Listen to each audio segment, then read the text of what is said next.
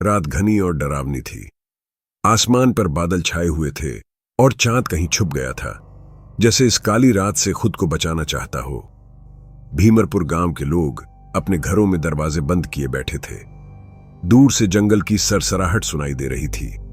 गांव के बीच खड़ी पुरानी हवेली अंधेरे में किसी भयानक राक्षस की तरह खड़ी थी।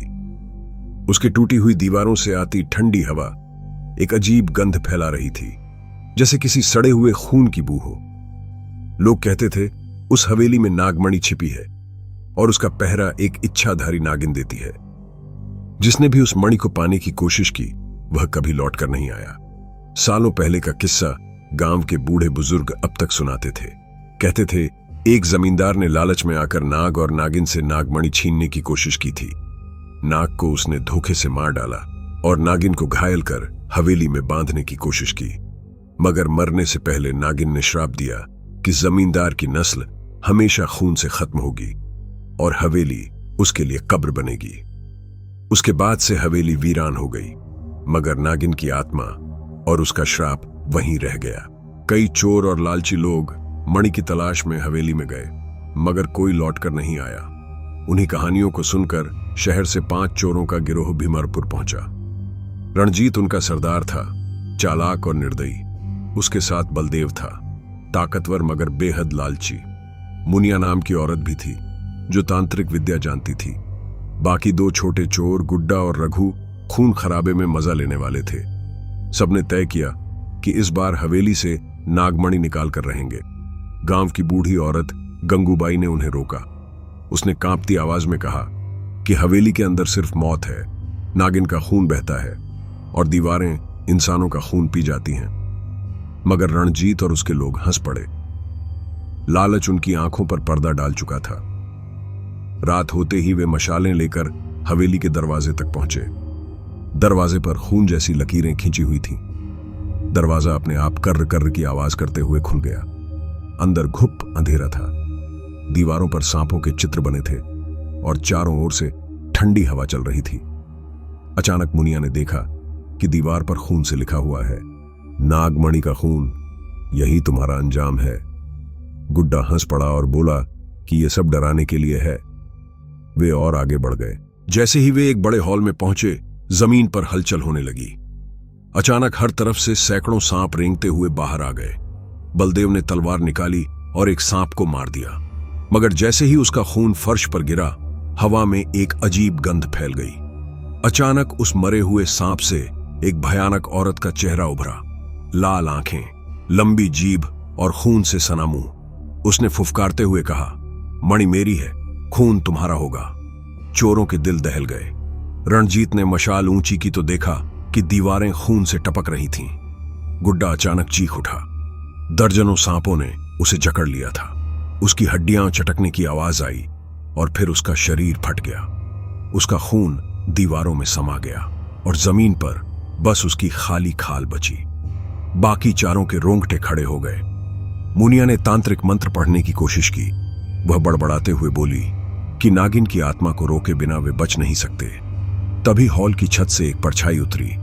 उसका शरीर इंसान का था, मगर चेहरा नागिन का। उसकी आंखों से खून बह रहा था और उसकी जीभ जमीन तक लटक रही थी।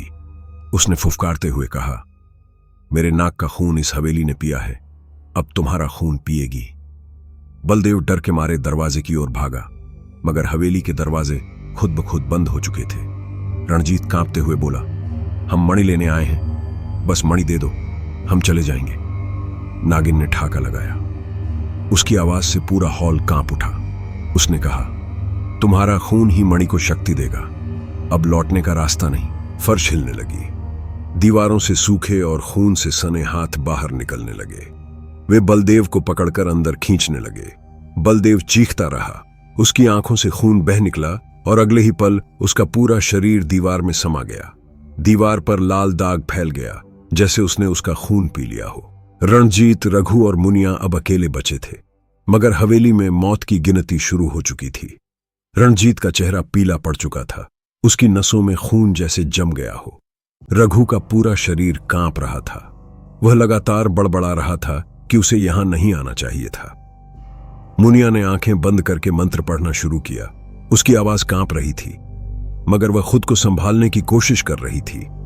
हवेली की दीवारें कराह रही थीं, जैसे वे जिंदा हों। हर ईंट से हल्की हल्की सिसकियां निकल रही थीं। अचानक कहीं से सांसों की तेज आवाज आई, जैसे कोई उनके बिल्कुल पास खड़ा हो। रणजीत ने मशाल घुमाई, मगर वहां कुछ नहीं था। फिर ठंडी हवा का एक झोंका आया और उसी हवा के साथ एक फुफकार कानों में गूंजी। भागकर कहां जाओगे? खून तुम्हारे शरीर से निकलने के लिए बेचैन है। रघु अचानक चीखा और जमीन पर गिर पड़ा। उसके दोनों पैरों में कुछ कसकर लिपट गया था। नीचे देखा तो मोटे काले सांप उसके शरीर पर चढ़ते जा रहे थे। रणजीत ने उसे खींचने की कोशिश की, मगर सांप और कसकर लिपट गए। रघु का मुंह खुला और उसमें से खून की उल्टी फूट पड़ी। उसकी आंखें उलट गईं और अगले ही पल उसका शरीर झटके खाने लगा। सांपों ने उसकी नसों को चीर डाला और उसका खून जमीन पर बह निकला। वह खून चमक रहा था, जैसे उसमें कोई अजीब चमक हो। मुनिया कांपते हुए बोली, यह खून नागमणि को खिला रही है। दीवारें सिर्फ प्यास बुझा रही हैं, मणि अभी जागी नहीं है। रणजीत पागलों की तरह इधर उधर देखने लगा। अब सिर्फ वही और मुनिया बचे थे। दोनों पीछे हटते हुए हवेली के बीचों बीच पहुंचे। वहां एक लोहे का दरवाजा था, जिस पर सांपों की आकृतियां बनी हुई थीं। दरवाजा खुद से चरमराकर खुला और अंदर से अंधा कर देने वाली लाल रोशनी निकली। उस कमरे में हवा भारी और ठंडी थी। बीचों बीच एक पत्थर की चौकी पर मणि रखी थी। वह चमक रही थी, मगर उसकी चमक में खूनी लालिमा थी, जैसे उसके अंदर अनगिनत आत्माएं तड़प रही हों। रणजीत की आंखें लालच से फैल गईं। उसने कदम बढ़ाए, मगर तभी एक खौफनाक चीख गूंजी। मणि के पास ही एक और आकृति खड़ी थी, वही नागिन। उसका शरीर अब और भी भयानक हो चुका था। उसकी आंखों से खून टपक रहा था और उसके बाल सांपों की तरह फड़फड़ा रहे थे। नागिन ने फुफकारते हुए कहा, मेरे नाग की मौत का बदला अभी अधूरा है। तुम्हारा खून उसकी आत्मा को शांत करेगा। उसकी आवाज इतनी डरावनी थी कि रणजीत का दिल जोर जोर से धड़कने लगा। मुनिया ने कांपते हुए मंत्र पढ़ने शुरू किए। उसके होंठ तेजी से हिल रहे थे। उसने अपने थैले से राख निकाली और हवा में फेंकी। राख मणि पर गिरी और एक पल के लिए उसकी चमक कम हो गई। नागिन दहाड़ उठी और उसकी आंखों से खून की धाराएं निकलकर फर्श पर गिरने लगीं। रणजीत ने मौका देखकर मणि पकड़ने के लिए हाथ बढ़ाया, मगर जैसे ही उसकी उंगलियां मणि को छुईं, उसके हाथ की नसें नीली पड़ने लगीं। उसके शरीर में आग की तरह जलन फैल गई। उसकी चीख हवेली में गूंज गई। उसका खून नसों से बाहर निकलकर हवा में तैरने लगा और मणि ने उसे खींच लिया। रणजीत का चेहरा डर और पीड़ा से विकृत हो गया। वह जमीन पर गिरा और तड़पने लगा। उसकी आंखें बाहर निकल आईं और शरीर खून के धुएं में घुलने लगा। मुनिया ने यह देखा तो वह पागलों की तरह मंत्र पढ़ने लगी। उसकी आवाज ऊंची होती गई, मगर अचानक उसकी जीभ जम गई। नागिन उसके पीछे खड़ी थी। नागिन ने अपनी लंबी जीभ मुनिया के गले में लपेटी और उसे हवा में उठा लिया। मुनिया हाथ पांव मारती रही, मगर कुछ ही पल में उसकी सांस रुक गई। नागिन ने उसकी आंखों में झांकते हुए फुफकार मारी और उसका पूरा खून बाहर खींच लिया। मुनिया का शरीर सूखी लकड़ी की तरह जमीन पर गिर पड़ा। अब हवेली में सिर्फ खून की गंध थी। नागमणि की लाल चमक और तेज हो गई थी। दीवारों पर तैरती परछाइयां चीख रही थीं। नागिन चौकी के पास बैठ गई और मणि को छूकर बोली, अभी खेल शुरू हुआ है। खून की प्यास कभी नहीं मिटेगी। भीमरपुर के लोग रात भर अजीब चीखें सुनते रहे। हवेली से उठती हुई कराहें, दीवारों से टकराती फुफकारें और इंसानों जैसी चिल्लाहटें। सुबह जब कुछ गांव वाले हिम्मत करके हवेली के दरवाजे तक पहुंचे तो पूरा दरवाजा खून से लथपथ था। दरवाजे पर किसी ने अपने नाखून से खुरच कर लिखा था, खून की प्यास बुझी नहीं। नीचे फर्श पर सूखी खालें बिखरी पड़ी थीं, मगर कोई इंसानी शरीर नहीं था। गांव के बूढ़े पंडित ने डरते डरते कहा, श्राप अब हवेली में बंद नहीं रहा। नागमणि जाग चुकी है। यह सुनकर गांव वाले कांप उठे और उसी रात से गांव में मौत का खेल शुरू हो गया। पहली रात खेतों में काम करने गए 2 मजदूर गायब हो गए। उनकी चीखें सुनी गईं, मगर जब लोग पहुंचकर देखने लगे तो वहां बस खून से भीगी मिट्टी पड़ी थी। दूसरी रात एक परिवार पूरी तरह खत्म हो गया। घर की दीवारें लाल हो चुकी थीं और दरवाजे पर वही शब्द खून से लिखे मिले, नागमणि का खून। गांव की औरतें अपने बच्चों को गोद में लेकर रोने लगीं। पुरुष घर से बाहर निकलने की हिम्मत नहीं कर रहे थे, मगर मौत अब घरों के अंदर भी आने लगी। किसी को नींद में गला घोंटकर मार दिया गया, किसी का खून बिस्तर पर बह निकला, जबकि शरीर गायब हो गया। और हर कत्ल के बाद हवेली की रोशनी और चमकती दिखती, जैसे हर लाश नागमणि को और ताकत दे रही हो। गांव का सबसे बहादुर आदमी भोला ने कहा कि वह हवेली में जाकर देखेगा। उसके साथ 4 और नौजवान तैयार हो गए। वे रात को मशालें लेकर हवेली पहुंचे।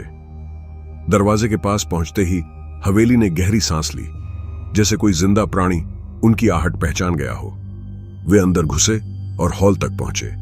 वहां की दीवारें हड्डियों से ढकी हुई थीं। फर्श पर जली हुई मशालें पड़ी थीं, शायद वहीं जो रणजीत और उसके गिरोह की थीं।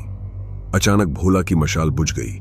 अंधेरे में उसके बगल में खड़े युवक की चीख गूंजी। उसने नीचे देखा तो पाया कि उसकी टांगें धंस रही थीं। फर्श किसी दलदल की तरह नरम हो गया था और खून से भरा था। युवक के पूरे शरीर को खून ने निगल लिया और फिर फर्श पहले जैसा हो गया। उसके गायब होते ही दीवार पर खून की एक नई लकीर उभर आई। बाकी 4 भागने लगे। एक दरवाजे से चीखती हवा आई और उसमें से नागिन उतरी। उसका शरीर पहले से भी बड़ा और विकृत हो चुका था। उसकी आंखों से अब सिर्फ खून की धाराएं नहीं, बल्कि जलता हुआ लावा निकल रहा था। उसकी जीभ कई मीटर लंबी हो चुकी थी और उस पर इंसानी उंगलियों के निशान थे, जैसे उसने पहले भी दर्जनों लोगों को गला घोंटकर मारा हो। उसने भोला को देखा और दहाड़ा, खून अभी पूरा नहीं हुआ, नागमणि अभी भूखी है। उसकी आवाज इतनी भारी थी कि दीवारें कांप उठीं। हवेली की खिड़कियां अपने आप टूट गईं और बाहर खड़ा पूरा गांव वो आवाज सुनने लगा। लोग डर से अपने घरों में दुबक गए, मगर उनकी आंखों में मौत उतर चुकी थी। भोला ने तलवार निकाली और नागिन पर वार किया। तलवार उसके शरीर में ढंसी, मगर अगले ही पल वह तलवार खून में घुल गई। भोला के हाथ में सिर्फ हड्डी का टुकड़ा बचा। नागिन ने उसकी ओर देखा और अपने मुंह से लंबी फुफकार छोड़ी। फुफकार धुएं की तरह निकली और भोला के पूरे शरीर पर छा गई। उसकी त्वचा फटने लगी, नसें बाहर निकल आईं और उसका पूरा खून खींचकर हवा में उठ गया। वह खून सीधा नागमणि की ओर उड़ गया, जो कमरे में जल रही थी।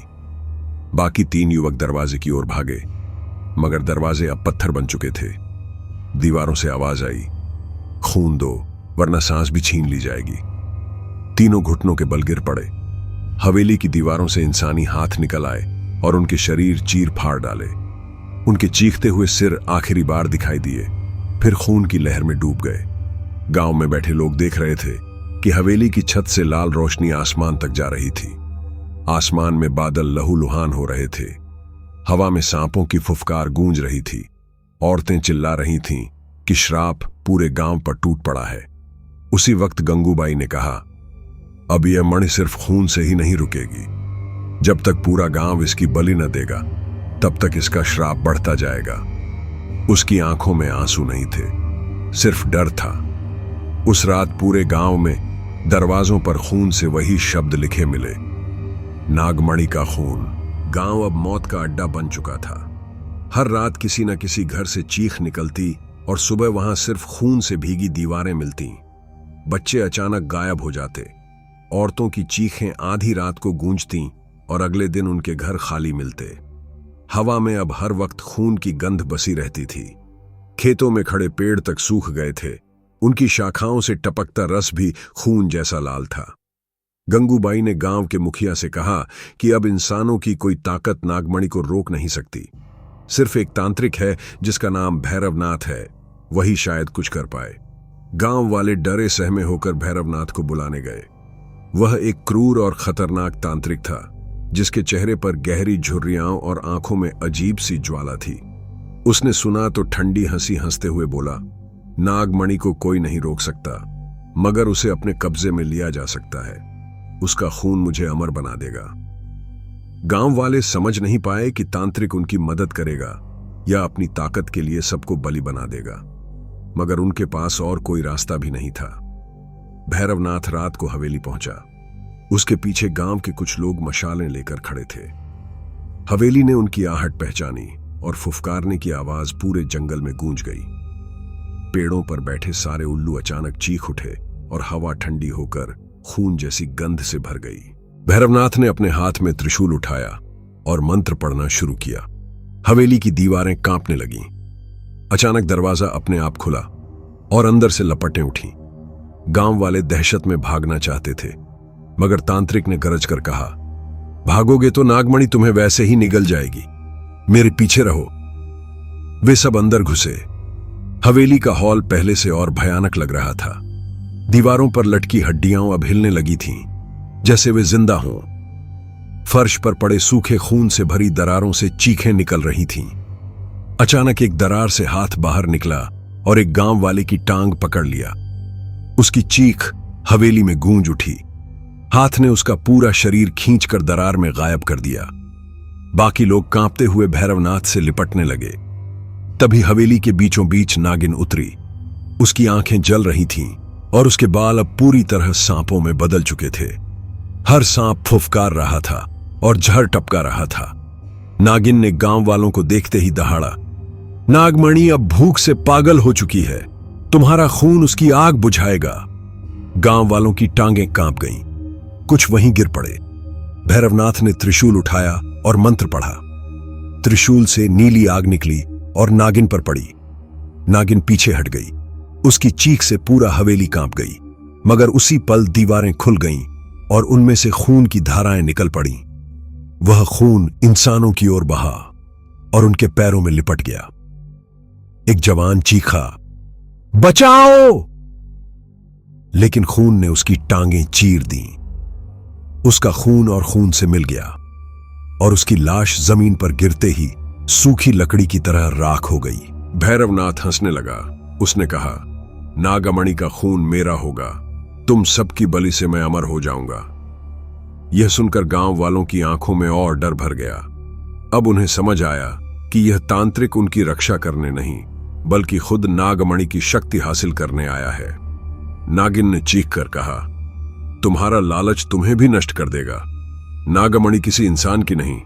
और अचानक उसकी जीभ बढ़कर दो गांव वालों की गर्दन लपेट ली। एक झटके में उनकी हड्डियां टूट गईं और उनका खून हवा में तैरता हुआ नागमणि की ओर चला गया। मणि अब और भी लाल चमकने लगी थी। उसकी रोशनी से हवेली की दीवारों पर इंसानों की परछाइयां तड़पती दिख रही थीं, जैसे वे चीख चीख कर बाहर निकलना चाह रही हों। भैरवनाथ ने अपने चारों ओर मंत्रों का घेरा बनाया। वह बोला, नागमणि अब तू मेरी है। और उसने अपने हाथ में चाकू से खुद का खून निकाला और मणि की ओर फेंका। मणि ने वह खून पी लिया और अचानक पूरी हवेली कांपने लगी। नागिन गुस्से से दहाड़ उठी। उसकी आंखों से खून की ज्वालाएं निकलीं और दीवारें जल उठीं। गांव वाले चीखते हुए बाहर भागना चाहते थे, मगर हवेली के दरवाजे बंद हो गए। खिड़कियां पत्थर में बदल गईं।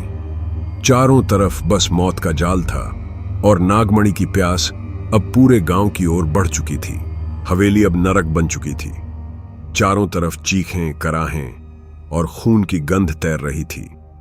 दीवारों से टपकता लाल तरल इंसानों की तरफ बढ़ रहा था, जैसे जिंदा होकर उन्हें निगल लेना चाहता हो। गांव वाले जमीन पर गिरते पड़ते रो रहे थे। कुछ तो पागलों की तरह दरवाजों पर सिर मार रहे थे, मगर दरवाजे अब पत्थर बन चुके थे। भैरवनाथ मंत्र पढ़ते हुए आगे बढ़ा। उसके चेहरे पर डर नहीं, बल्कि पागलपन और लालच था। उसकी आंखों में वही चमक थी जो नागमणि में थी। उसने त्रिशूल उठाया और आसमान की ओर घुमाते हुए चीखा, आज से नागमणि मेरी है। तुम्हारा श्राप मुझ पर नहीं चलेगा, मैं अमर हो जाऊंगा। नागिन अचानक हवेली के बीचों बीच खड़ी हो गई। उसकी आंखों से खून की धाराएं बह रही थीं। उसकी जीभ जमीन पर रेंग रही थी और उसके सिर के चारों ओर अनगिनत सांप लिपटे हुए थे। हर सांप फुफकार रहा था और उनके मुंह से झड़ टपक रहा था। उसने दहाड़ कर कहा, तेरा लालच ही तेरा अंत बनेगा। नागमणि इंसानों की भूख नहीं, मौत की प्यास है। दोनों आमने सामने खड़े थे। भैरवनाथ ने मंत्र पढ़ा और त्रिशूल से आग निकाली।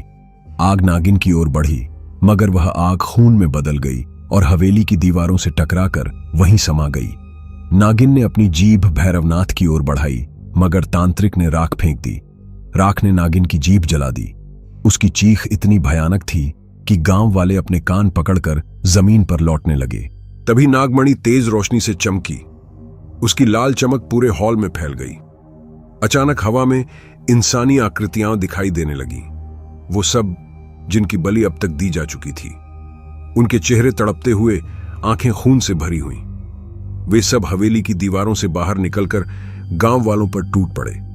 एक जवान औरत ने चीखकर अपने बच्चे को गले लगाया, मगर उसी पल खून की लहर उठी और मां बेटे दोनों को निगल गई।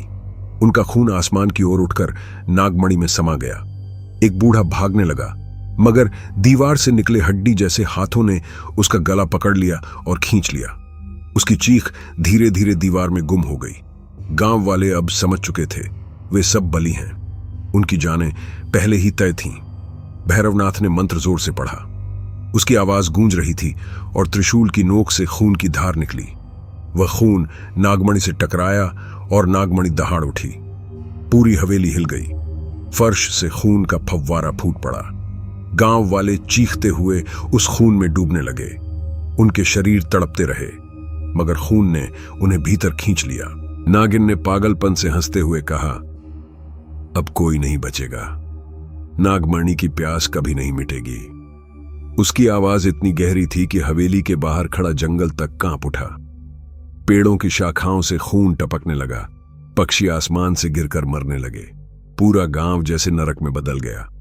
भैरवनाथ फिर भी हार मानने को तैयार नहीं था। उसने जमीन पर खून से एक बड़ा यंत्र खींचा और उस पर बैठकर साधना शुरू कर दी।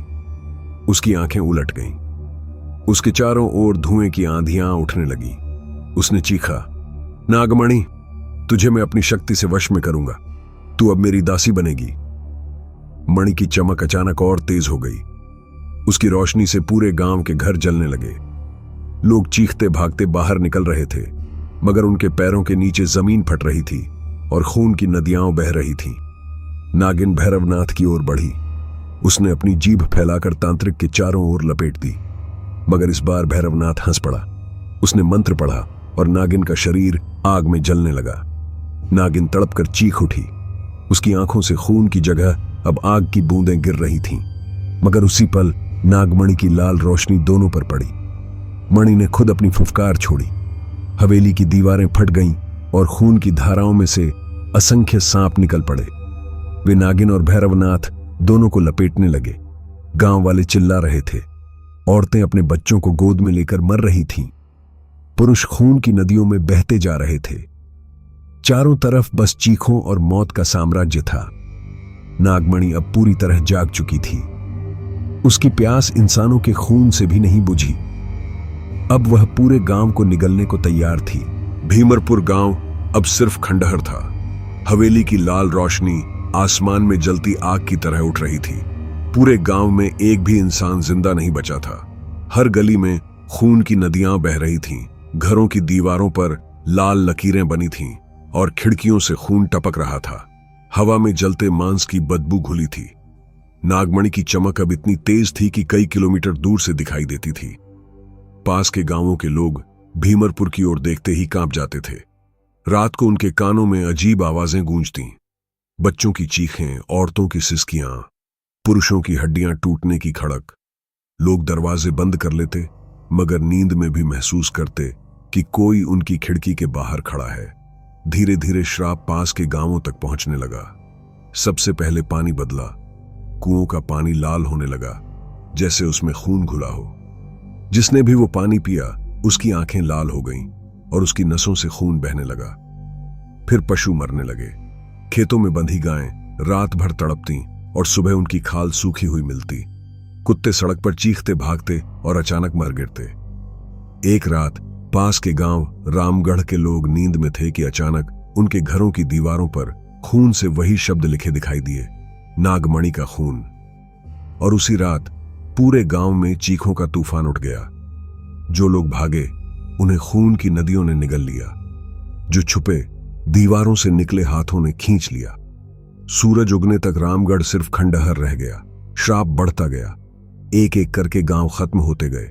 कुछ लोग जान बचाकर शहर की ओर भागे। उन्होंने पुलिस और अफसरों को बताया, मगर सबने उनकी बातें अंधविश्वास समझकर हंस दिया। फिर एक रात शहर के बाहरी इलाके में भी वही हुआ। नालियों से खून बहने लगा, बिजली अपने आप चली गई और आसमान लाल रोशनी से चमक उठा। लोग सड़कों पर चीखते भाग रहे थे। कारों में बैठे लोग अचानक खून में डूब गए। ऊंची ऊंची इमारतों की दीवारों से भी लाल धाराएं निकलने लगीं। बच्चे रो रहे थे, मगर उनके मुंह से दूध की जगह खून बह रहा था। अस्पतालों में मरीज एक साथ तड़पने लगे। उनकी नसों से खून निकलकर हवा में उड़ने लगा और सीधा नागमणि की ओर चला गया। नागमणि अब आसमान में चमकती दिखाई दे रही थी। उसकी रोशनी से चांद और तारे भी लाल हो चुके थे। पूरा इलाका उसकी प्यास का शिकार बन रहा था। जो भी इंसान उसके करीब आता, उसका खून अपने आप शरीर से बाहर निकलने लगता। लाखों की भीड़ चीख रही थी, मगर उनका खून नागमणि में समा रहा था। भैरवनाथ अब भी जिंदा था। वह हवेली में साधना कर रहा था। उसका शरीर आधा इंसान और आधा राक्षस बन चुका था। उसकी आंखों से लाल लपटें निकल रही थीं। उसने अपने चारों ओर खून का घेरा बना लिया था। वह चीख रहा था, और खून और बलि, नागमणि मेरी होगी। मगर नागिन अब और भी विकराल रूप में सामने आई। उसका शरीर सैकड़ों इंसानों की लाशों से बना लग रहा था। उसके बालों में हजारों जहरीले सांप फुफकार रहे थे। उसने भैरवनाथ को घूर कर कहा, तू समझता है तू इसे पालेगा? नागमणि किसी का साथ नहीं देती, यह सिर्फ मौत की है। शहर में आग लग चुकी थी। आसमान लाल था। हवा में सांपों की फुफकार गूंज रही थी। इंसानी सभ्यता धीरे धीरे लहूलुहान हो रही थी और नागमणि की प्यास अभी भी अधूरी थी। आसमान अब हमेशा लाल रहता था। सूरज खून जैसा दिखता, चांद सड़ा हुआ जख्म लगता। तारे बुझ चुके थे। पूरी धरती पर नागमणि की लाल चमक फैली थी। नदियों का पानी खून में बदल चुका था। खेतों की मिट्टी से बदबू आती थी और पेड़ों की शाखाओं से मांस के टुकड़े टपकते थे। शहरों में लाशें सड़कों पर पड़ी थीं। बच्चे चीखते थे, मगर उनकी आवाज इंसानों की नहीं, सांपों की फुफकार जैसी थी। इंसान धीरे धीरे पागल हो रहे थे।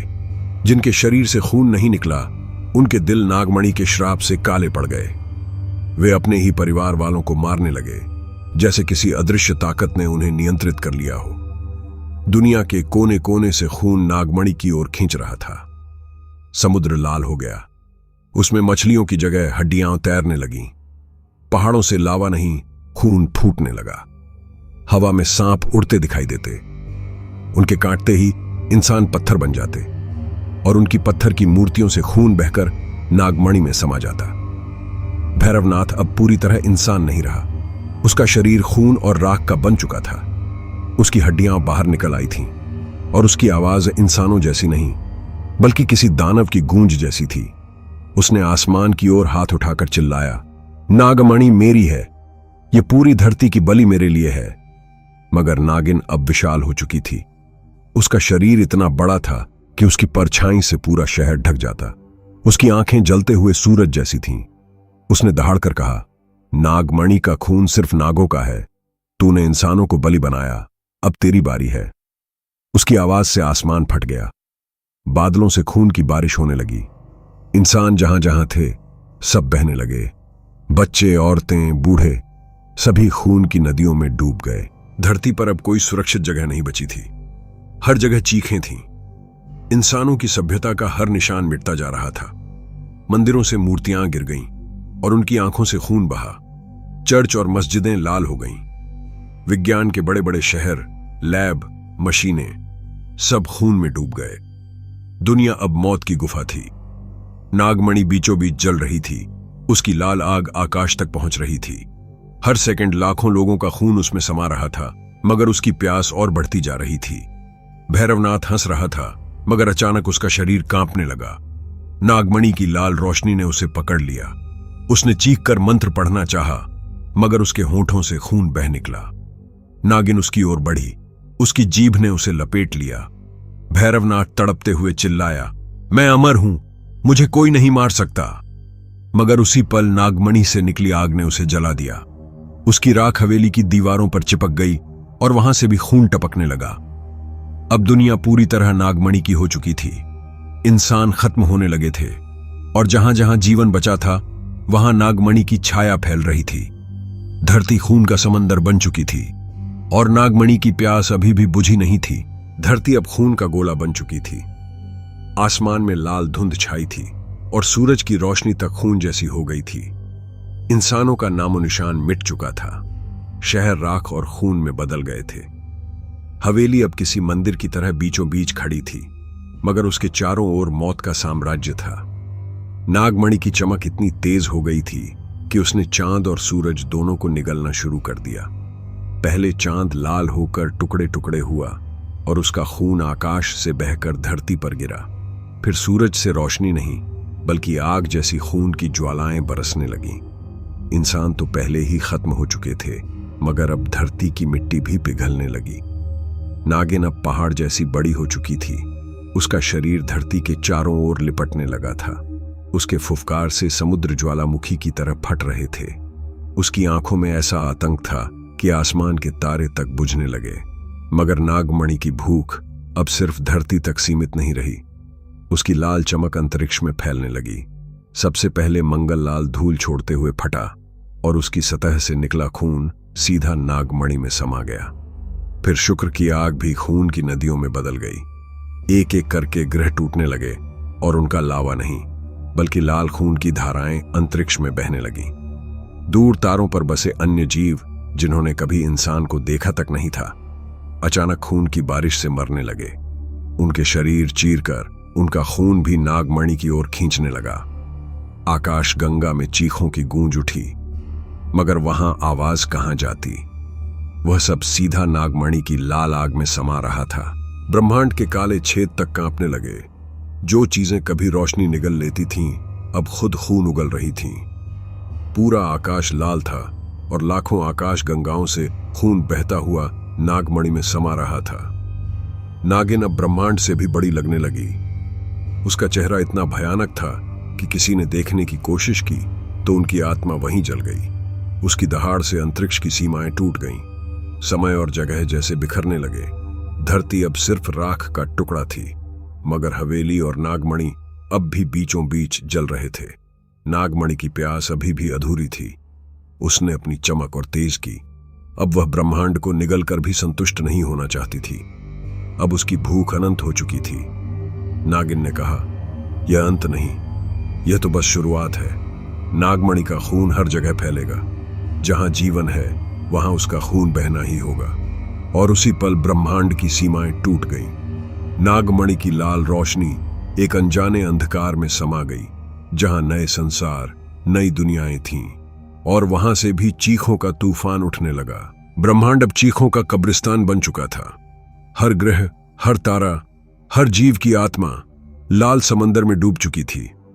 मगर नागमणि की प्यास अभी भी बुझी नहीं थी। उसकी रोशनी अब ब्रह्मांड की दीवारों को तोड़ रही थी। समय की धारा कांपने लगी। घड़ियों की सुइयां उल्टी घूमने लगी। जो अतीत था वह भी लाल हो गया। इंसानों के पूर्वज जो हजारों साल पहले जिंदा थे, उनकी हड्डियां कब्रों से बाहर निकलकर नागमणि की ओर खींचने लगी। उनका खून जो सदियों से मिट्टी में समा चुका था, फिर से बहने लगा। भविष्य तक बदल गया। जो इंसान अभी पैदा भी नहीं हुए थे, उनकी चीखें समय की दीवारों में गूंजने लगीं। अजन्मे बच्चों का खून हवा में उड़ने लगा। समय की रेखाएं लाल हो गईं और हर दिशा में खून बहने लगा। नागिन अब समय की मालकिन जैसी हो गई थी। उसका शरीर हर युग में फैला हुआ था। कहीं वह प्राचीन जंगलों में थी, कहीं आधुनिक शहरों की छतों पर, कहीं भविष्य के जले हुए अंतरिक्ष यानों में। हर जगह उसकी आंखें लाल आग की तरह जल रही थीं। नागमणि ने अब सिर्फ इस ब्रह्मांड को नहीं बल्कि अनगिनत ब्रह्मांडों को छूना शुरू कर दिया। समानांतर दुनियाएं, जहां इंसान अलग तरीके से रहते थे, वहां भी खून की नदियां बहने लगीं। एक दुनिया में जहां इंसान पंखों के साथ उड़ते थे, वहां भी उनकी चीखें नागमणि में समा गईं। दूसरी दुनिया में जहां मशीनें जिंदा थीं, उनकी धातु से खून जैसा लाल तरल बह निकला। अनगिनत ब्रह्मांड एक एक करके लाल हो रहे थे। हर जगह नागमणि की वही भूख, वही लाल प्यास। कोई जगह, कोई समय उसकी पकड़ से बाहर नहीं था। भैरवनाथ की आत्मा भी समय के गड्ढों में तड़प रही थी। उसका हड्डियों से बना चेहरा चीखते हुए नागिन से रहम मांग रहा था। मगर नागिन की हंसी इतनी भयानक थी कि समय की दीवारें तक टूटने लगीं। उसने कहा, नागमणि की प्यास कभी खत्म नहीं होगी। जब तक खून है तब तक मौत है, और जब मौत खत्म होगी तब भी उसका खून बहेगा। ब्रह्मांड अब अनंत खून का समंदर बन चुका था। हर दिशा में लाल लहरें, हर जगह चीखें, हर आत्मा तड़प रही थी, और नागमणि की चमक अब और भी गहरी हो रही थी। अब न कोई समय बचा था, न कोई जगह। अतीत, वर्तमान और भविष्य सब लाल समंदर में बह चुके थे। अनगिनत ब्रह्मांड नागमणि के खून से भर गए थे। हर जीवन, हर आत्मा उसकी प्यास का हिस्सा बन चुकी थी। मगर नागमणि अब भी शांत नहीं हुई। उसकी रोशनी अब किसी आग जैसी नहीं, बल्कि अंधेरे जैसी लगने लगी, इतनी गहरी कि उसके सामने ब्रह्मांड का सारा प्रकाश भी मिट गया। यह अंधेरा रोशनी को निगलता और उसके भीतर से चीखें उठती। नागमणि अब सिर्फ खून नहीं पी रही थी, वह आत्माओं की चीखों को भी निगल रही थी। नागिन इस अंधकार में खड़ी थी। उसका शरीर अब इंसानी और नागिन दोनों से आगे बढ़कर किसी राक्षसी ब्रह्मांड का रूप ले चुका था। उसकी आंखें अब सितारों जैसी नहीं, बल्कि दो अनंत गड्ढे थीं, जिनमें देखते ही आत्मा जल उठती। उसकी हंसी में अब न इंसानियत थी, न कोई भावना, बस अंत का गीत था। उसने कहा, देखो, सब खत्म हो चुका है। अब न इंसान, न तारे, न ग्रह, सब नागमणि के खून में समा गए। मगर तभी एक अजीब बात हुई। नागमणि खुद कांपने लगी। उसकी लाल चमक से अचानक एक काली दरार निकल आई। उस दरार से इतनी ठंडी हवा निकली कि पूरा अंधकार भी हिल गया। नागिन हैरान थी। उसने पहली बार अपने चेहरे पर डर महसूस किया। उस दरार से आवाज आई, खून का अंत सिर्फ शून्य से होता है। और उसी पल नागमणि का खून जमने लगा। उसकी लाल आग काले बर्फ में बदलने लगी। जिन आत्माओं की चीखें उसमें फंसी थीं, वे अचानक चुप हो गईं। पूरा ब्रह्मांड जैसे रुक गया। नागिन ने चीख कर नागमणि को पकड़ने की कोशिश की, मगर उसकी जीभ काले बर्फ से चिपककर टूट गई। उसके सांप एक एक करके पत्थर बन गए। उसका विशाल शरीर सड़ने लगा। उसने दहाड़ कर कहा, नहीं, नागमणि मेरी है, इसे कोई नहीं छीन सकता। मगर नागमणि अब पूरी तरह काले बर्फ का गोला बन चुकी थी। उसकी रोशनी बुझ गई, उसकी प्यास खत्म हो गई, और जिस पल उसकी प्यास खत्म हुई, उसी पल सब कुछ मिट गया। न समय बचा, न ब्रह्मांड, न नागिन, न भैरवनाथ। सब कुछ एक अनंत शून्य में समा गया। सिर्फ एक गहरी खामोशी, सिर्फ एक ठंडा अंधकार, जहां न खून था, न जीवन। और यही नागमणि का असली अंत था। अनंत प्यास से अनंत शून्य तक। शून्य का अंधकार फैल चुका था। पूरे ब्रह्मांड का अस्तित्व जैसे मिट गया हो। मगर किसी अनजाने कोने में, जहां समय और स्थान का कोई मतलब नहीं था, एक हल्की लाल चमक उभरने लगी। वह चमक नागमणि की थी। उसकी लाल रोशनी अब धीमी थी, मगर अभी भी जीवित प्यास की तरह फड़फड़ा रही थी। नागिन की आत्मा, जो काले बर्फ में फंसी थी, धीरे धीरे पिघलने लगी। उसके सांपों के टुकड़े हवा में बिखर कर नए रूप लेने लगे। वह अब छोटे छोटे जीवों के अंदर समाने लगी, जगह जगह नए ब्रह्मांड में। उसकी प्यास अब भी अधूरी थी। नए ब्रह्मांड में इंसान फिर से उभरने लगे, मगर उनमें कुछ अलग था। उनकी आंखों में लाल चमक, नसों में खून की हल्की सनसनाहट। जो भी इस ब्रह्मांड में जन्म ले रहा था, उसके भीतर नागमणि का असर पहले से मौजूद था। लोग सपनों में लाल आग और खून की नदियां देखने लगे। किसी गांव में एक बच्चा खेल रहा था। उसकी आंखें लाल थीं। उसने मिट्टी में हाथ डाला और देखा कि मिट्टी खून जैसी लाल हो रही थी। तभी उसके सामने छोटी छोटी परछाइयां घूमने लगीं, नागिन के छोटे टुकड़े जो उसके आसपास तड़प रहे थे। बच्चा चीखा, मगर उसकी आवाज से पहले ही आसपास के पेड़ झुकने लगे। पेड़ों से खून टपकने लगा और हवा में फुफकार गूंज उठी। दूसरी तरफ शहर में लोग अपने सपनों में लाल आग और नदियां देख रहे थे। कोई भी जाग नहीं पा रहा था। जो सोता वह खून में तड़पता।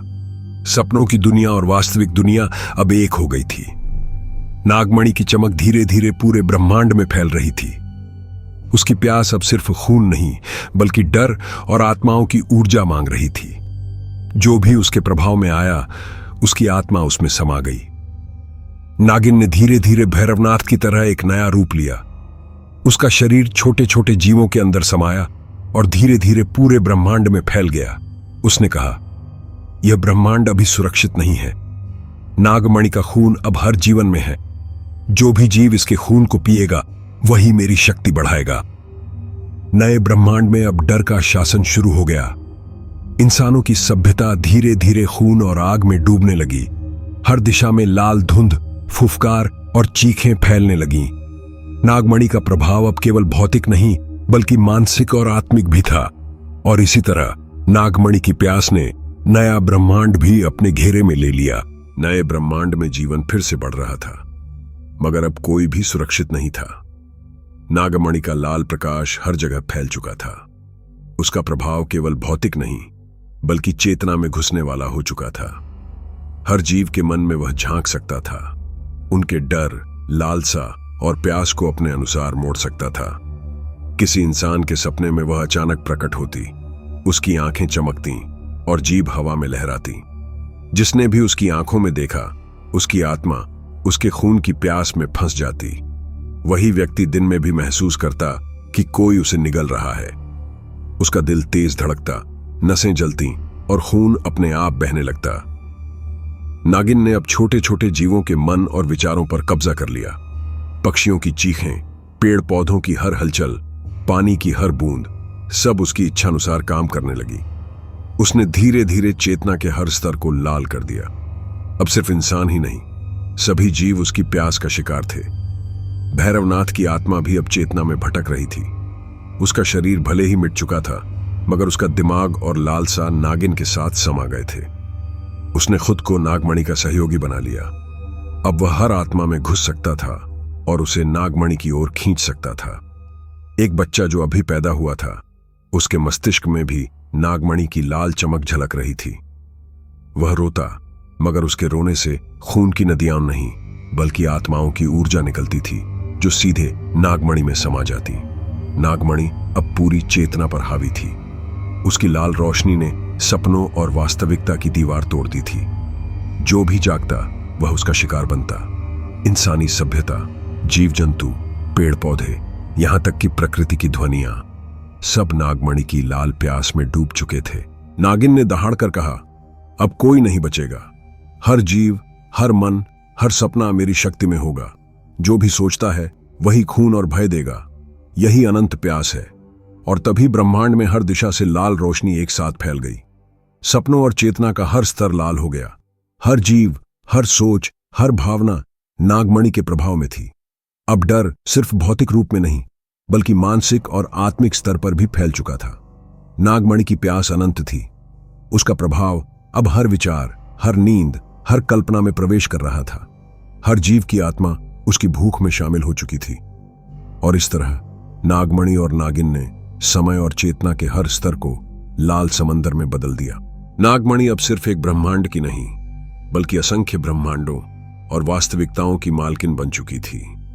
उसका लाल प्रकाश हर संभव आयाम में फैल चुका था। जहां एक ब्रह्मांड जल रहा था, वहीं दूसरी वास्तविकता में हर जीव की चेतना पर लाल प्यास छाई थी। सपनों और चेतना की सीमाएं टूट चुकी थीं। जो लोग जाग रहे थे वे खून की धाराओं और भय में फंसे हुए थे। जो सो रहे थे उनके सपने अब उनके खून और डर से बनते। हर जीव के मन में नागमणि की लाल छाया थी। किसी ग्रह पर इंसान अपने घर में बैठा था। उसने अपनी छत पर खून की बारिश देखी। नीचे उतरकर देखा तो सड़कों पर इंसानी आकृतियां तड़प रही थीं। मगर जैसे ही उसने हाथ बढ़ाया, उसका हाथ भी खून में बदल गया। उसकी आत्मा धीरे धीरे नागमणि के भीतर समा गई। कहीं दूसरी ब्रह्मांड में एक जहाज अंतरिक्ष में तैर रहा था।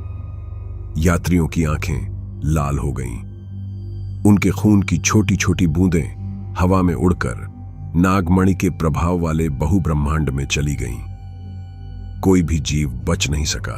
नागिन अब बहुब्रह्मांडों में घूम रही थी। उसका शरीर हर वास्तविकता में एक अलग रूप ले रहा था।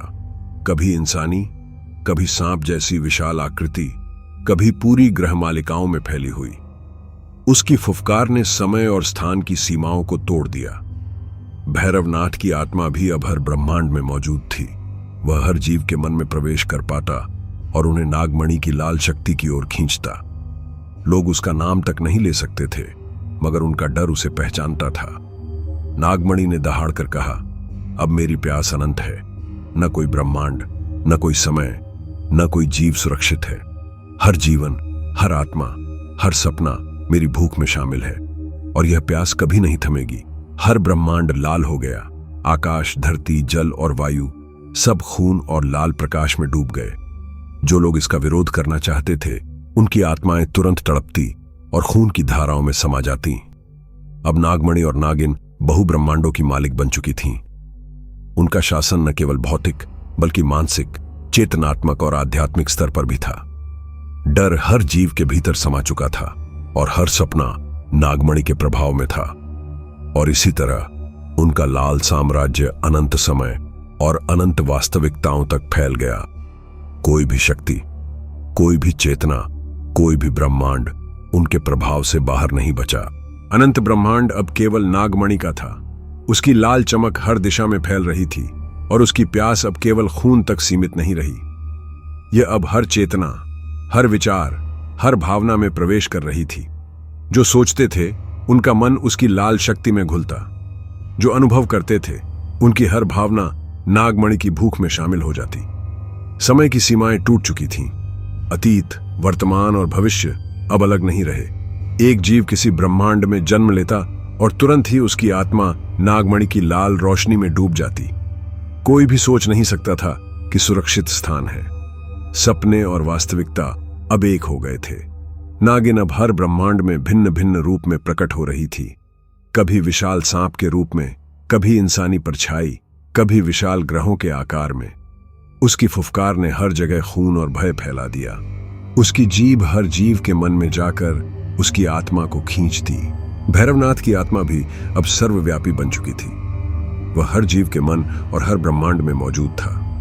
उसका लाल चक्र हर दिशा में घूम रहा था और वह नागमणि की प्यास को और बढ़ा रहा था। हर चेतना में लाल चमक फैल गई। जो भी इसे देखता, उसकी आत्मा तड़पती और खून की धाराओं में समा जाती। इंसान, जीव जंतु, पेड़ पौधे, ग्रह, तारे सब नागमणि की लाल शक्ति में शामिल हो गए। नागमणि ने दहाड़ते हुए कहा, अब मेरी सत्ता अनंत है।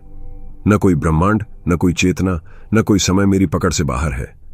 हर विचार, हर सपना, हर भावना मेरी भूख को बढ़ाएगा और यह भूख कभी नहीं थमेगी। हर ब्रह्मांड और हर वास्तविकता अब लाल हो गई थी। हवा, जल, पृथ्वी और आकाश सब खून और लाल प्रकाश से भरे। चेतनाएं तड़प रही थीं, आत्माएं घुट रही थीं और सपने लगातार खून और भय में बदल रहे थे। यह अब कोई युद्ध या घटना नहीं रह गई थी। यह संपूर्ण अस्तित्व का शासन था। नागमणि और नागिन का लाल साम्राज्य सर्वव्यापी हो चुका था। कोई भी शक्ति, कोई भी चेतना, कोई भी समय स्थान अब उनके प्रभाव से बाहर नहीं बचा। और इस तरह नागमणि और नागिन अनंत चेतनाओं, अनंत ब्रह्मांडों और अनंत समय स्थान के मालिक बन गईं। अनंत ब्रह्मांड अब केवल नागमणि का था। उसकी लाल चमक हर दिशा में फैल रही थी और उसकी प्यास अब केवल खून तक सीमित नहीं रही। यह अब हर चेतना, हर विचार, हर भावना में प्रवेश कर रही थी। हर जीव जो सोचता या अनुभव करता, उसकी हर भावना और हर डर नागमणि की लाल शक्ति में समा जाता। समय की सीमाएं पूरी तरह टूट चुकी थीं। अतीत, वर्तमान और भविष्य अब अलग नहीं रहे। एक जीव किसी ब्रह्मांड में जन्म लेता और उसी क्षण उसकी आत्मा नागमणि की लाल आग में फंस जाती। जो लोग अपने भविष्य की कल्पना करते, उनका दिमाग उसी लाल प्यास में घुल जाता। अब जागने और सोने का कोई अंतर नहीं था। सपने और वास्तविकता अब एक हो गए थे। नागिन अब हर ब्रह्मांड में अलग अलग रूप में प्रकट हो रही थी।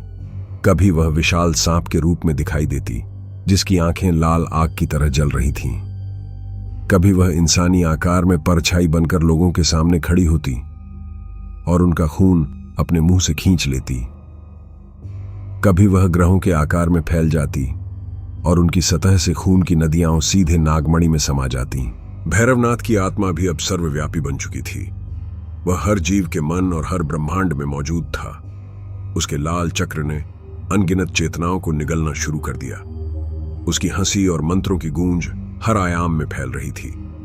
हर जीव जो उसकी दृष्टि में आता, उसकी आत्मा तड़पती और खून की धाराओं में समा जाती। एक बच्चे ने अपने कमरे में लाल आग देखी। उसने माता पिता को बुलाया, मगर कमरे की दीवारें अचानक खून से ढक गईं। उसकी चीखों के साथ खून की धाराएं सीधे नागमणि की ओर बह गईं। बच्चे के सपनों में भी लाल जलती आग और फुफकार भरी आवाजें लगातार गूंज रही थीं। कहीं दूसरी ब्रह्मांड में एक अंतरिक्ष यान धीरे धीरे लाल रोशनी में डूब रहा था। यात्रियों की आंखें लाल हो गईं। उनके शरीर से खून की बूंदें निकलने लगीं, जो हवा में उड़कर नागमणि के बहुब्रह्मांडीय साम्राज्य में समा गईं। जहाज के हर हिस्से में भय फैल गया। जो भी सोचता, उसकी आत्मा उसी लाल प्यास में समा जाती। नागमणि और नागिन अब चेतना के हर स्तर को अपने नियंत्रण में ले चुकी थीं। अब कोई भी सुरक्षित नहीं था। इंसानी समाज, जीव जंतु, पेड़ पौधे, ग्रह तारे, सब नागमणि की लाल शक्ति में शामिल थे। जो सोचते, उनका विचार भी उसकी प्यास बढ़ाता। नागमणि ने अपनी विशाल दहाड़ भरी। अब मेरी सत्ता अनंत है। न कोई ब्रह्मांड, न कोई चेतना, न कोई समय मेरी पकड़ से बाहर है। हर विचार, हर सपना, हर भावना मेरी भूख को बढ़ाएगा, और यह भूख कभी नहीं थमेगी। हर ब्रह्मांड लाल हो गया। आकाश, धरती, जल और वायु सब खून और लाल प्रकाश से भरे। चेतनाएं तड़प रही थीं, आत्माएं घुट रही थीं। सपने लगातार खून और भय में बदल रहे थे। नागिन ने हर जीव के भीतर प्रवेश किया। उसने उनके डर, लालसा और इच्छा को अपने अनुसार मोड़ दिया। अब कोई भी मनुष्य या जीव अपनी इच्छा के अनुसार काम नहीं कर सकता था। हर क्रिया नागमणि और नागिन की लाल प्यास को बढ़ा रही थी। भैरवनाथ ने अपनी लाल शक्ति के माध्यम से नई चेतनाएं खींचनी शुरू कर दी। वह हर जीव की आत्मा को नागमणि की लाल चमक में खींच रहा था। उसके मंत्रों और हंसी की गूंज अनंत ब्रह्मांडों में फैल गई। कोई भी शक्ति उसे रोक नहीं सकती थी। नागमणि और नागिन का शासन अब कोई युद्ध या घटना नहीं था। यह संपूर्ण अस्तित्व का अनंत लाल साम्राज्य बन चुका था। हर जीव, हर विचार, हर ब्रह्मांड और हर चेतना उसी लाल प्यास के अधीन था। और इसी तरह उनका लाल साम्राज्य अनंत चेतनाओं, अनंत ब्रह्मांडों और अनंत समय स्थान तक फैल गया। कोई भी शक्ति, कोई भी चेतना, कोई भी ब्रह्मांड अब उनके प्रभाव से बाहर नहीं बचा। हर आत्मा लगातार तड़प रही थी। हर सपना खून और भय में बदल रहा था। चेतनाओं के इस महासमुद्र में नागमणि और नागिन की लाल शक्ति सर्वोच्च थी। और इस तरह अनंत चेतनाओं और ब्रह्मांडों का असली अंत लाल प्यास और अनंत डर की छाया में समा गया। अनंत चेतनाओं और ब्रह्मांडों का लाल साम्राज्य अब पूरी तरह स्थापित हो चुका था।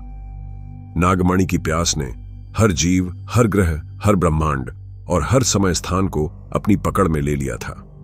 मगर अब उसने और भी गहरी योजना बनाई। यह लाल साम्राज्य सिर्फ विनाश नहीं, बल्कि नई वास्तविकताओं और चेतनाओं का जन्म स्थान बनना था। नागिन अब हर ब्रह्मांड में अलग अलग रूपों में दिखाई देती थी। कभी वह विशाल सांप के रूप में, कभी इंसानी परछाई के रूप में, कभी ग्रहों और आकाश गंगाओं के आकार में। उसकी फुफकार अब केवल डर नहीं, बल्कि नई चेतनाएं बनाने वाली शक्ति बन गई थी। नागमणि ने धीरे धीरे नए जीवन की संरचना बनानी शुरू की। यह जीवन भौतिक रूप में इंसानों जैसा नहीं था। उनके शरीर लाल और खून जैसी तरलता से बने थे। उनकी चेतना नागमणि की प्यास से जुड़ी थी। हर विचार, हर इच्छा, हर सपना, उन सब का आधार लाल प्यास थी। एक नई दुनिया में, जहां समय और स्थान का कोई अर्थ नहीं था, छोटे छोटे प्राणी उभरने लगे। उनके भीतर लाल चमक झलक रही थी। जैसे ही वे सोचते, उनके विचार सीधे नागमणि में समा जाते। उनकी भावनाएं, डर, लालसा, खुशी, दुख, सब नागमणि की प्यास को और बढ़ाते। नागिन ने प्रत्येक नए प्राणी में अपना अंश डाल दिया। अब वे प्राणी केवल जीवित नहीं थे, बल्कि नागमणि की चेतना के विस्तार का माध्यम थे। उनकी आंखों में लाल आग, उनकी सांसों में खून की खुशबू और उनके विचारों में प्यास की गूंज थी। भैरवनाथ की आत्मा भी अब इन नई चेतनाओं में फैली थी। वह हर प्राणी के मन और नए ब्रह्मांडों में प्रवेश कर सकता था। उसकी हंसी और मंत्र अब नए जीवन में डर और लालसा पैदा कर रहे थे। हर जीव उसकी शक्ति को बढ़ा रहा था। नागमणि ने दहाड़ते हुए कहा, अब यह केवल मेरा साम्राज्य नहीं है, यह हर नए प्राणी, हर नई चेतना, हर नई वास्तविकता में मेरी प्यास का विस्तार है। और यह प्यास कभी खत्म नहीं होगी। ये चेतनाएं और प्राणी धीरे धीरे लाल साम्राज्य में पनपने लगे। उनके सपनों और विचारों से खून की नदियां बह रही थीं। जो भी सोचता उसकी चेतना नागमणि और नागिन की शक्ति में समा जाती।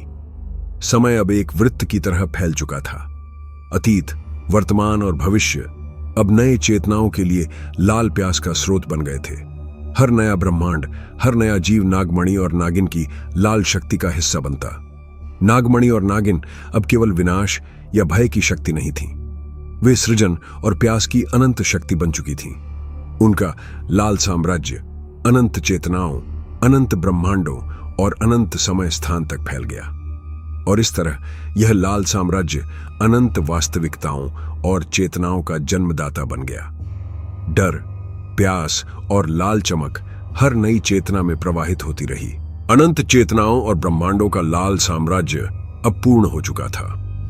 नागमणि और नागिन ने हर जीव, हर ब्रह्मांड, हर समय स्थान और हर चेतना को अपनी लाल प्यास में घेर लिया था। अब उनके साम्राज्य में कोई भी जीवन या स्वतंत्र चेतना बची नहीं थी। नागमणि की लाल चमक इतनी तीव्र थी कि उसने अतीत, वर्तमान और भविष्य के हर क्षण को निगल लिया। हर विचार, हर भावना, हर सपना अब उसकी प्यास का हिस्सा बन चुका था। जो कुछ भी कभी अस्तित्व में था वह अब नागमणि और नागिन की लाल शक्ति का विस्तार बन गया। नागिन ने अपने विशाल रूप में पूरे अनंत को ढक लिया। उसकी आंखें अब दो अनंत गड्ढों की तरह थीं, जिनमें हर आत्मा, हर प्राणी और हर विचार जल रहा था। उसकी फुफकार हर ब्रह्मांड के हर कोने में गूंज रही थी। भैरवनाथ की आत्मा भी अब पूरी तरह नागमणि की शक्ति में विलीन हो गई। उसका लाल चक्र अब किसी प्राणी या समय की सीमा से बंधा नहीं था। उसकी हंसी और मंत्र अब अनंत चेतनाओं में गूंज रहे थे। नागमणि ने अपनी दहाड़ भरी। अब यह पूर्ण है। कोई ब्रह्मांड, कोई चेतना, कोई समय स्थान मेरी पकड़ से बाहर नहीं है। यह लाल साम्राज्य अनंत होगा। हर विचार, हर सपना, हर आत्मा मेरी प्यास में समाई रहेगी और यह प्यास कभी नहीं थमेगी। सभी जीव, चाहे इंसान हो या अन्य प्राणी, अब केवल लाल प्यास का हिस्सा बन गए थे। उनके खून, उनके विचार, उनके सपने सब नागमणि में समा गए। कोई चीख, कोई रोना, कोई विरोध नहीं बचा। समय की धारा अब स्थिर हो गई। अतीत और भविष्य का फर्क मिट चुका। हर ब्रह्मांड का अंतिम क्षण एक साथ आया और सभी चेतनाएं नागमणि और नागिन की शक्ति में विलीन हो गईं। और फिर धीरे धीरे लाल रोशनी ने हर अंश, हर चेतना, हर ब्रह्मांड को निगल लिया। जहां कभी जीवन था वहां केवल अनंत लाल प्रकाश और प्यास का महासमुद्र बचा। अब केवल नागमणि और नागिन का अनंत साम्राज्य मौजूद था। न कोई विरोध, न कोई अस्तित्व, न कोई समय। उनका खौफनाक साम्राज्य पूर्णता तक पहुंच गया। इस तरह यह भयावह कथा समाप्त होती है, जहां अनंत प्यास और अनंत लाल साम्राज्य ने हर चीज को निगल लिया और डर और खौफ का शासन हमेशा के लिए स्थापित हो गया। यह था कहानी का अंतिम भाग और अंतिम समापन, जिसमें नागमणि और नागिन का लाल साम्राज्य पूरी तरह सर्वव्यापी और अनंत हो गया।